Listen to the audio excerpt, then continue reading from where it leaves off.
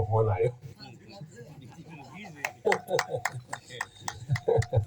એ તો એમ મોઘી છે, પણ આ તો વ્યવહારમાં તો એને જેમ દેખાણું એમ કીધું છે. આપણા ભાવમાં કેમ શિષ્યના ઘેર લાખો રૂપિયાનું પડ્યું, પણ આપણું કેમ એમ દ્રષ્ટિ થાય કે આ વસ્તુ મને આપી દો. આ વાત ગુરુની છે. તો બ્રહ્માનંદ સ્વામીએ લખ્યું, ત્રિગુણાતીત ફિરત તન ત્યાગી, રીત જગત સે ન્યારી, ब्रह्मानंद कहे संत की सोबत, मिलत है प्रकट मुरारी. સંતની સોબત થવી, પણ સોબત નથી થતી. અને સોબત થાય તો એક ભાઈ કે એક જગ્યાએ એક સંત બોલ્યા કે ચંદનના વૃક્ષને જો સાપ વીંટળાઈને રહે અને એ કરડે તો ઝેર ચડે. એક જગ્યાએ એવું બન્યું કે વૃક્ષને વંટાળે પેલા જેને ઓગળી કરી વળગ્યો અને ઝેર ચડ્યું. પેલો કે બાપુ તમે આમ કહેતા હતા ને આમ કેમ? કેલા ભાઈ એ હાફ વળગેલો હતો, પણ એનું મોઢું કઈ બાજુ હતું? હા, આ તો સંતના વળગીને જાય, પણ મોઢું અવળું રાખે તો શું ઝેર ઉતરે? વાત હાજી. ઘણા સંતોને વળગીને તો રહેશે, પણ મોઢું કૃપા ના થાય. કૃપા થાય.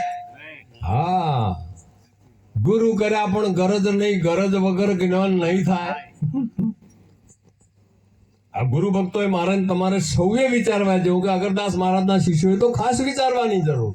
આ તો અહીં છે એટલે કહું, આ મહિમા થયો છે તો ગુરુમુખીએ વિચારવાની જરૂર છે. અને તો આ મહિમા ચાલે ને કે બીજા વર્ષ નહીં ચાલે. આ કોઈ મફત, હમણાં કોઈ કહેતું ને, હા સરપંચ સાહેબ કહેતા હતા કે મોડવા મફત બંધાતા. અમારા જ હમણાં કહેતા 5 હગાવાલા હગા આવે ને તો છેડા ફરી જાય કરે. એટલે ગુરુ મહિમાને જો ચલાવવો હોય તો એ અનુયાયી વર્ગે આ વાત સમજવાની જરૂર છે. અને ગુરુનો ભાગ નહીં કાઢો તો પછી પેલા સફેદ ડગલો વાળા લઈ જા, કે તો કાળા કોટ વાળા, ને તો ખાખી ડગલા વાળા તો દંડા મારીને લઈ જ જાય. બરોબર? ગુરુનો ભાગ કાઢવો પડે, બધાએ કાઢવો પડે. મારે તમારે સૌએ આપણી કમાણીનો ભાગ ગુરુના માર્ગે જવો જોઈએ.